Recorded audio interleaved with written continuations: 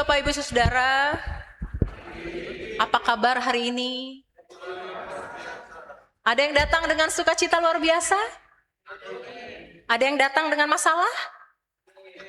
Ada ya? Atau ada yang sosok biasa-biasa saja? Iya, apapun itu ya, kita bersyukur karena Tuhan mengumpulkan kita dalam rumahnya untuk bersama-sama mendengar firman Tuhan. Ya, Bapak Ibu Saudara yang terkasih, saya mau memulai dengan sebuah pertanyaan. Pertanyaan klise. Bapak Ibu Saudara percaya kepada Allah? Percaya ya? Ya. Percaya yang sebelah kanan? Percaya. Yang di depan saya percaya? Percaya kepada Allah? Yang sebelah kiri? Oke, saya ulang lagi. Percaya kepada Allah? Percaya.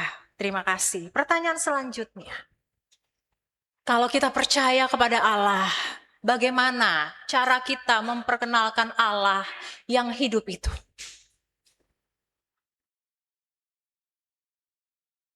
Bagaimana caranya? Kita percaya. Caranya gimana memperkenalkan Allah yang kita percaya itu? Ada yang mau berbagi? Perkataan. Ada lagi? Kelakuan, perbuatan. Perkataan, perbuatan, apa lagi Bapak Ibu Saudara? Ketika ditanya percaya kepada Allah semua dengan mudah ya, percaya. Tapi ketika saya tanya bagaimana cara memperkenalkan Allah, ya terjawab juga sih, tapi mikir dulu ya. Perkataan, perbuatan. Bapak Ibu Saudara, ini pertanyaan yang mungkin klise, kata banyak orang. Tapi ini penting. Kepada kita dikaruniakan bukan hanya untuk percaya. Orang Kristen ditantang untuk bagaimana memperkenalkan Allah yang kita percaya. Dan jujur dari hati saya ini bukan persoalan yang mudah. Semua orang dengan hati bisa mengatakan, saya percaya kepada Allah. Tapi untuk memperkenalkan Allah yang hidup itu butuh proses yang tidak mudah. Apalagi untuk membuat orang percaya kepada Allah yang saya percaya. Bapak Ibu Saudara, kita bersama-sama melihat apa yang kita baca tadi. Paulus sedang berdiskusi secara akademis. Ya. Ini tatarannya udah tataran yang luar biasa berat ya. Di mana dia berdiskusi tentang Allah yang dia percaya, Bapak Ibu Saudara bisa lihat di slide yang ditampilkan. Ada satu tempat yang bernama Areopagus. Ya, apa itu?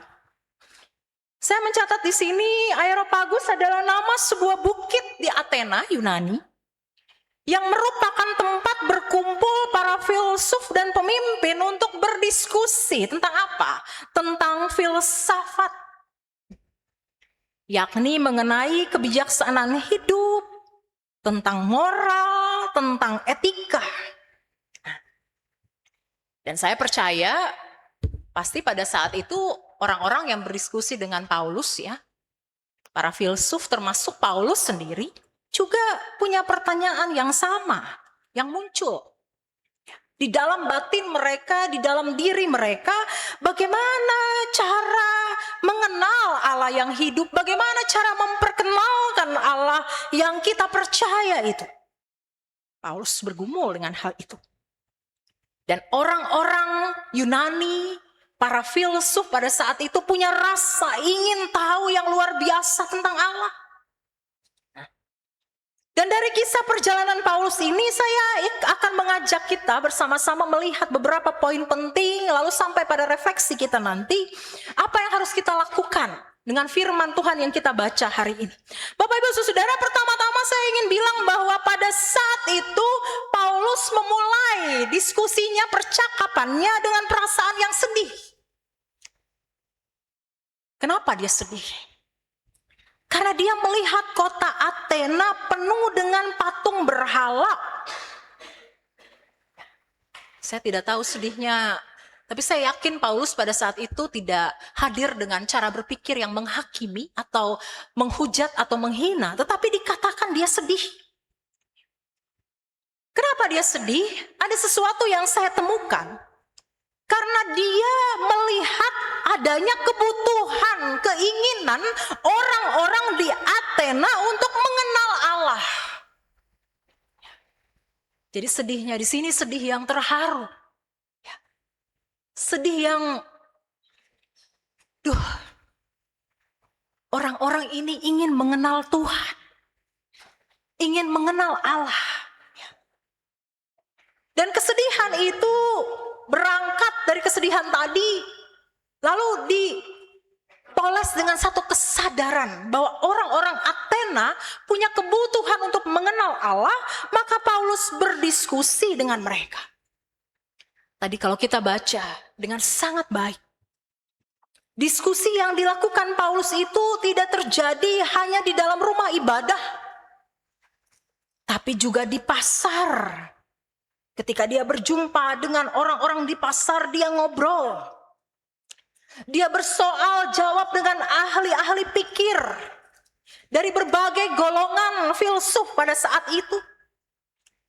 Dan dengan berbagai metode tadi, dimanapun dia bertemu, dia ngobrol. Paulus punya tujuan, dia ingin memperkenalkan Allah yang hidup.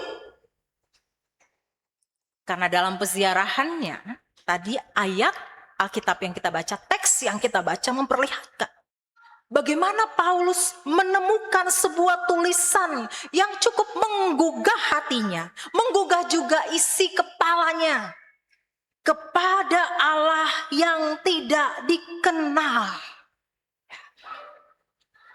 Ada satu sisi kebutuhan untuk mengenal Allah, tapi di sisi yang lain ada suatu fakta, fenomena yang Paulus temukan bahwa orang-orang ini belum mengenal Allah yang dia kenal. Lalu Paulus memulai menyampaikan gagasan-gagasannya yang tentunya berangkat dari imannya kepada Allah. Saya mencatat ada 4 hal yang Paulus sampaikan. Bapak Ibu Saudara, teks ini cukup berat, jadi mohon maaf kalau saya harus menyampaikan agar kita memahami betul apa yang mau kita lakukan dari pembacaan Alkitab saat ini. Yang pertama, gagasan pertama yang Paulus sampaikan.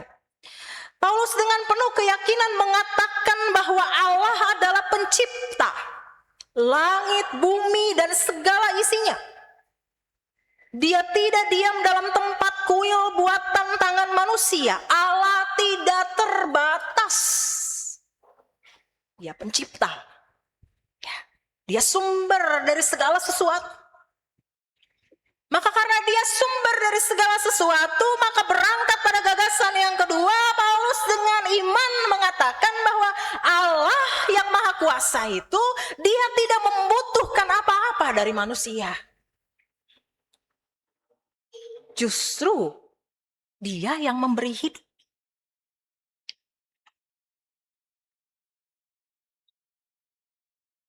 Allah nggak butuh apa-apa. Dia nggak butuh persembahan kita. Dia nggak butuh pujian kita. Dia nggak butuh khotbah saya. Allah nggak butuh apa-apa. Yang ketiga, Paulus dengan begitu yakin menyampaikan, karena Allah tidak membutuhkan apa-apa, dan dia yang memberi kehidupan, maka ia menjadikan semua bangsa dari satu orang, dan dia menetapkan waktu serta batas kediaman manusia agar mereka mencari Allah dan menemukan Allah. Saling kait-mengkait ya. Dia tidak terbatas, dia maha kuasa, dia gak butuh apa-apa. Dia yang memberi hidup, maka dia menjadikan kita tujuannya supaya kita mencari dia dan menemukan dia. Tapi yang terakhir dalam gagasannya Paulus juga bilang, Allah yang dia kenal memang meminta kita untuk mencari dia dan menemukan dia. Tetapi dalam proses mencari itu manusia harus ingat bahwa selalu ada hari penghakiman. Artinya manusia harus mawas diri, harus sadar untuk berbalik arah, mengalami pertobatan. 4 gagasan penting dalam bacaan kita. Paulus memperkenalkan Allah yang dia imani secara akademis. Dengan hal-hal yang sangat teoritis, hal-hal yang sangat sulit untuk dipahami. Tapi iman pada dasarnya selalu bisa dimengerti. Dan Bapak Ibu Saudara, apa sih yang membuat Paulus begitu bersemangat untuk memperkenalkan Allah? Tentu bukan karena Paulus mencari Allah lebih dulu lalu menemukan Allah, tidak. Tapi justru sebaliknya. Paulus memperkenalkan Allah, Paulus mengenal Allah terjadi bukan karena proses pencarian yang dia lakukan sebagai manusia yang terbatas, melainkan pengenalan itu terjadi karena inisiatif Allah yang menyatakan dirinya secara langsung dan berdaulat. Ingat ya kisah? Paulus dulu namanya siapa? Saulus. Pernah dia berjumpa dengan Yesus secara fisik? Enggak pernah. Tapi Yesus yang bangkit hadir menjumpai Paulus. Allah berinisiatif lebih dulu menyatakan dirinya kepada Saulus, maka Saulus berubah menjadi Paulus. Dia mengenal Allah karena Allah yang lebih dulu mengasihi dan memilih Paulus melalui wahyu khusus di jalan Damaskus. Dan Bapak Ibu Saudara, dari hal ini yang pertama, apa yang bisa kita lihat? Apa yang bisa kita refleksikan dari pembacaan kita saat ini, dari kisah kita hari ini? Yang pertama, Bapak Ibu Saudara, Paulus memperkenalkan Allah yang hidup lewat hal-hal yang dekat dengan keseharian orang Athena. Bapak Ibu Saudara, selain dikenal oleh karena dewa-dewanya, sampai sekarang kalau Bapak Ibu Saudara punya kerinduan untuk pergi ke Yunani, ke Athena, pasti kita akan menemukan juga ya bagaimana kota Athena, Yunani itu dikenal dengan seninya yang luar biasa indah, yang baik, yang pada saat itu dikenal disebut dewa-dewa Baal-Baal. Tapi satu hal yang menarik dari orang Athena ini gemar belajar. Mereka gemar untuk mencari tahu, mempertanyakan segala sesuatu. Mereka senang belajar. Tadi kalau ayat 24 sampai 28 dengan sangat jelas kita menemukan bagaimana Paulus menjelaskan kehadiran Allah yang tidak dikurung dalam kuil-kuil. Paulus bilang kepada mereka, sekalipun mereka senang belajar, senang mempertanyakan segala sesuatu, tapi Paulus mengingatkan mereka bahwa Allah yang dia sembah, Allah yang dia imani itu bukan Allah yang dikurung dalam kuil-kuil, tapi Allah yang dekat denganmu, dekat dengan kita, tahu gerak kita, tahu hidup kita, tahu asal muasal kita, tahu keberadaan kita. Dia dekat dengan alam berpikir kita, dia dekat dengan hidup kita. Hal pertama yang kita refleksikan, kalau bicara soal Allah ada di mana? Allah seperti apa yang kita kenal? Allah yang dekat, sangat dekat dengan kita. Allah yang selalu tahu. Allah yang selalu mau tahu. Allah yang selalu kepo. Allah yang selalu ingin bersama-sama dengan kita. Dia ada di atas, dia ada di bawah, dia ada di depan. Kita mau lari kemana, mau ke depan dia ada, kita mau belok ke kanan dia ada, dia selalu ada dengan kita. Paulus mengingatkan orang Athena, mengingatkan kita bahwa Allah yang kita kenal itu Allah yang dekat dengan keseharian kita. Dia ada di dapur ketika kita masak. Dia ada di mimbar ketika kita berkhotbah. Dia ada di mana-mana. Dia dekat dengan kita. Dia tahu sakit hatimu. Dia tahu betapa engkau bergumul.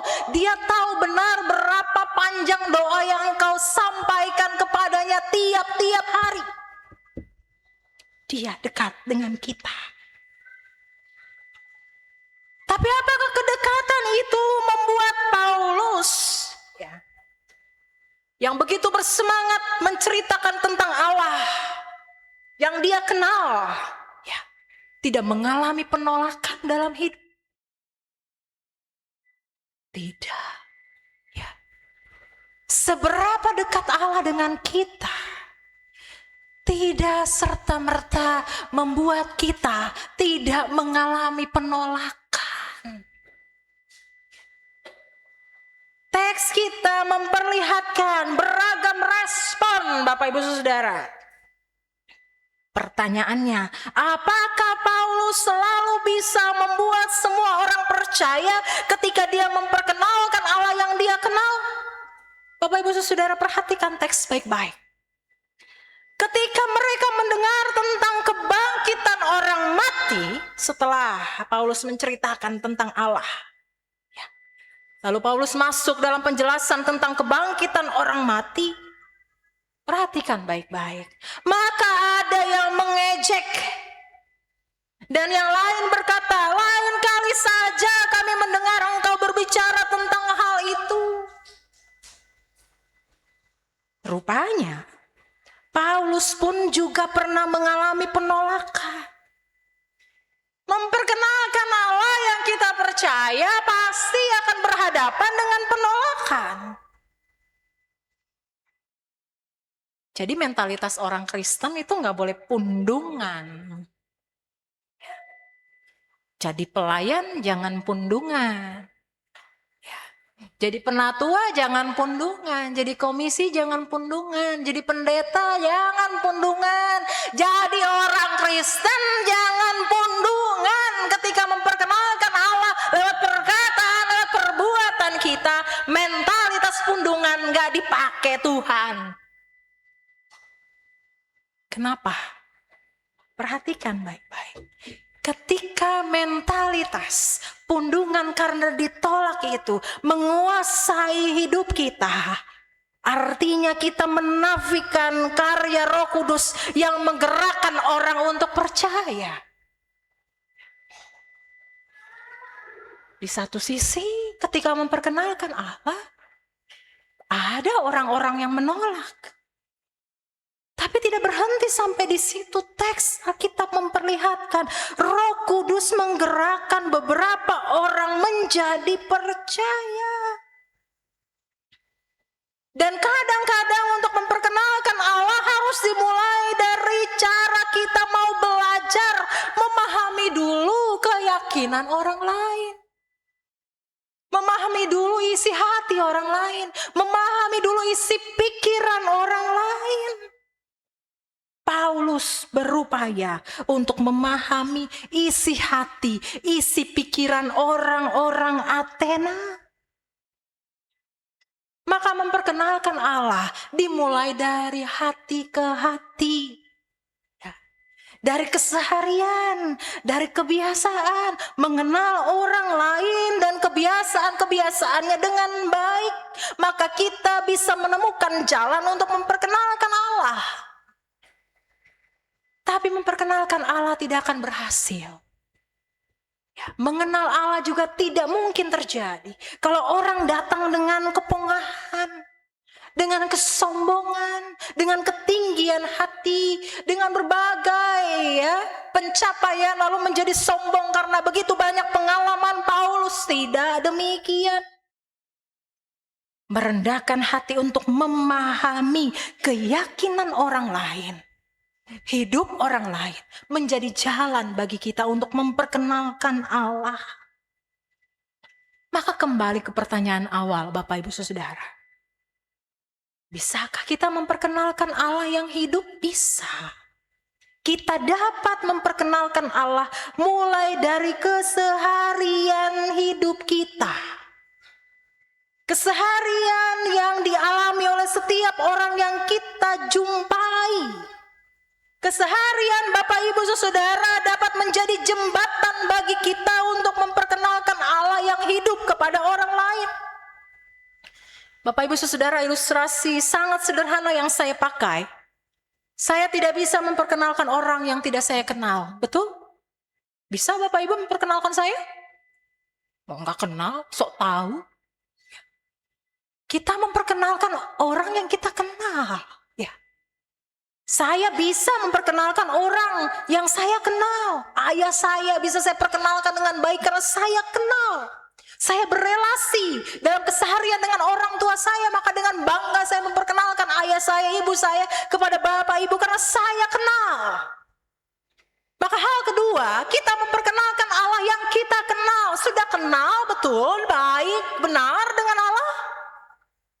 Relasi seperti apa yang kita bangun dengan Allah kita sehingga kita begitu percaya diri memperkenalkan Dia? Maka modal orang percaya memperkenalkan Allah seperti Paulus, kenal Allah kita dengan baik. Mengenal Allah kita terlebih dahulu sebelum memperkenalkan Dia kepada orang lain. Jangan sok tahu. Jangan jadi orang Kristen yang sok tahu memperkenalkan Allah. Uang berdoa nggak pernah, baca Alkitab nggak pernah, melayani ogah-ogahan, ke gereja bisa dihitung pakai jari, memberi persembahan masih bersungut-sungut, mengenal Allah yang seperti apa? Melayani masih pundungan, orang berbuat jahat sama kita dendam terus sampai mati. Mengenal Allah seperti apa yang kita maksudkan? Jangan-jangan kita harus dengan rendah hati bilang, saya belum mengenal Allah dengan baik. Ya. Kita bisa memperkenalkan Allah kalau kita mengenal Allah dengan baik. Tentu saja mengenal Allah bukan karena kekuatan kita, karena tuntunan kuasa Roh Kudus. Maka menurut saya ada 3 model orang Kristen mengenal Allah. Pertama, kesaksian orang lain. Lewat pengajaran di gereja, di sekolah, didikan orang tua. Bapak Ibu Saudara, ini hal penting. Maka dari mimbar ini saya bilang kepada orang tua, jangan lalai membawa anakmu pergi ke sekolah minggu. Jangan lalai dorong anak-anak generasi muda untuk pergi kebaktian, karena dari situ dia mengenal Allah. Dan orang tua jangan lalai memberikan didikan yang benar, karena dari didikanmu anakmu mengenal Allah. Yang pertama. Yang kedua, orang mengenal Allah berdasarkan kenangan. Setiap kita ini punya kenangan dengan Tuhan. Punya relasi dengan Allah. Punya hubungan intim dengan Tuhan. Punya pengalaman pribadi bersama Allah di masa lalu. Kalau saya tanya satu orang pasti lebih dari 10 punya pengalaman dengan Tuhan. Ya, pengalaman bersama Allah. Itulah yang menjadi model kita mengenal Tuhan. Bagaimana kita ditolong Tuhan. Kita dibantu Tuhan, kita diampuni, kita dikasihi. Ya. Dan yang ketiga, mengenal Allah secara pribadi melalui relasi yang dibangun secara terus-menerus dengan Tuhan. Relasi itu harus dirawat, Bapak Ibu Saudara. Ya. Saya tidak menikah, tapi saya selalu menganjurkan kepada suami dan istri supaya romantis, dirawat relasinya. Bapak mama saya ingatkan, ya, relasi itu harus dirawat. Ya. Hubungan baik kita dengan orang lain harus dirawat. Hubungan dengan suamimu, dengan istrimu, dengan anak-anakmu, kalau mau menjadi model cara engkau memperkenalkan Tuhan, maka relasi itu harus dirawat, dipelihara di dalam Tuhan. Ya, tanaman saja kalau tidak dirawat mati, apalagi relasi. Dan ini mengingatkan saya bahwa inti dari pengenalan Allah adalah membangun relasi yang intim dengannya, bukan sekadar pengetahuan intelektual. Ya. Percuma tahu banyak ayat Alkitab, percuma diskusi panjang lebar. Paulus bukan tokoh yang hanya pandai berdiskusi. Dia pun pandai untuk menjaga relasinya yang baik dengan Kristus. Apakah semangat Paulus itu masih menyala-nyala di dalam hati kita? Harusnya iya. Semangat Paulus itu harus menyala-nyala. Memperkenalkan Allah dengan cara Tuhan. Dengan caranya yang selalu dekat dalam kehidupan kita. Maka kalau Paulus berdiskusi di Areopagus, di Athena di masa lalu, maka pertanyaan saya Bapak Ibu Saudara, apa Areopagus masa kini Bapak Ibu Saudara dan saya? Apa? Sosial media, betul. Apalagi?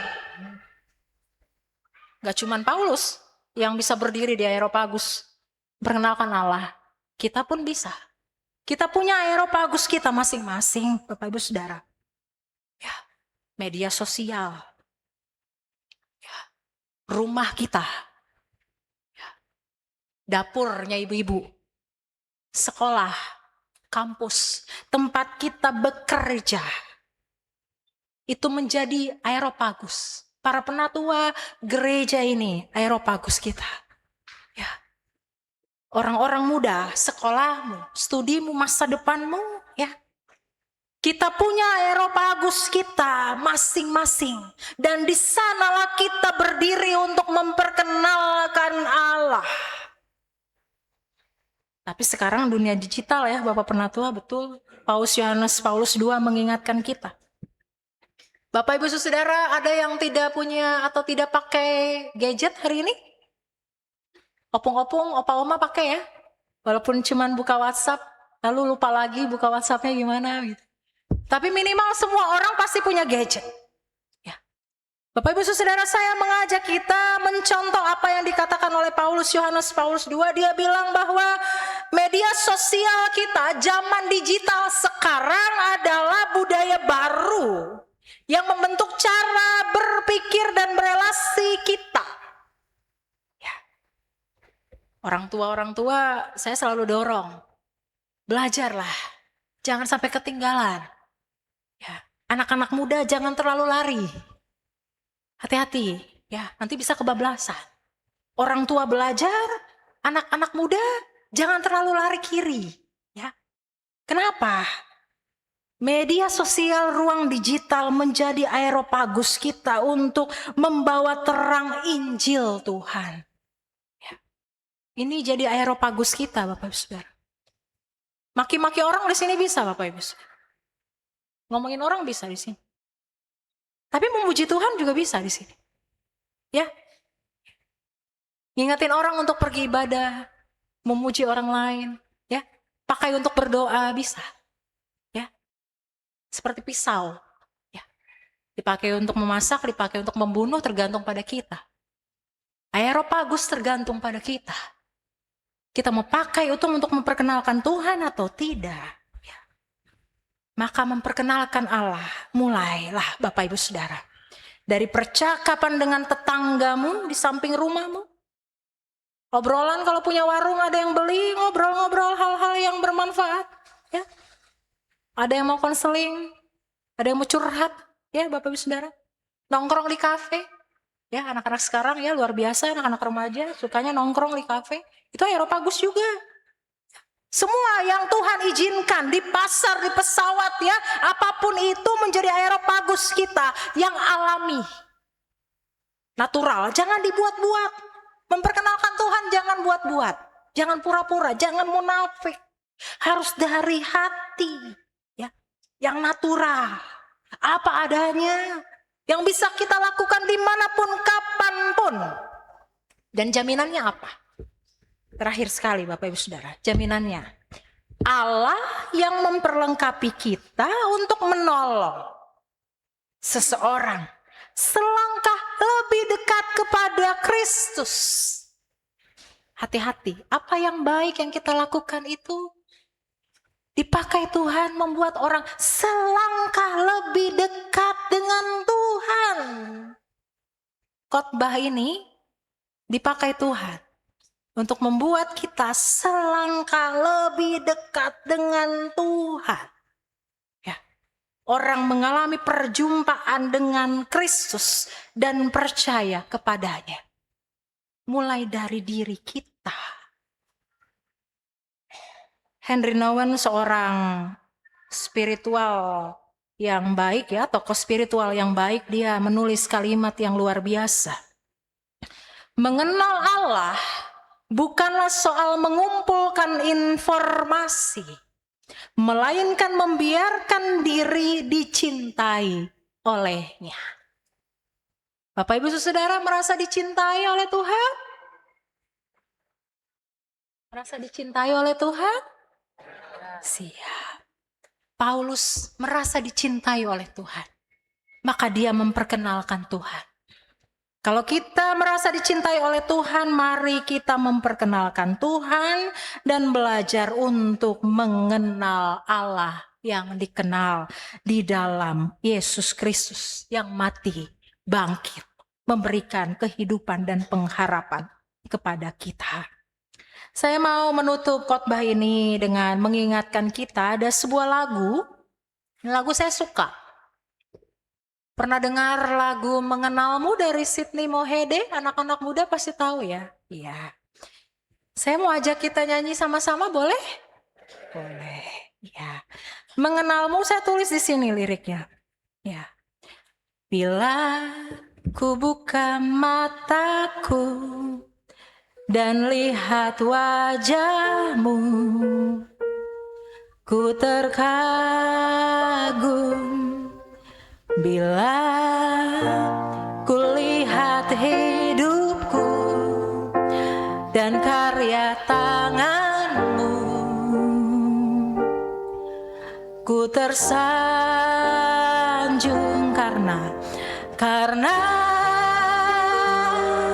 semua yang baik dalam hidupku itulah karyamu. Kau beri kesempatan yang baru dan ku ingin mengenalmu, Tuhan, lebih dalam dari semua yang ku kenal. Tiada kasih yang melebihimu, ku ada untuk menjadi penyembahmu. Amin. Tuhan memberkati kita.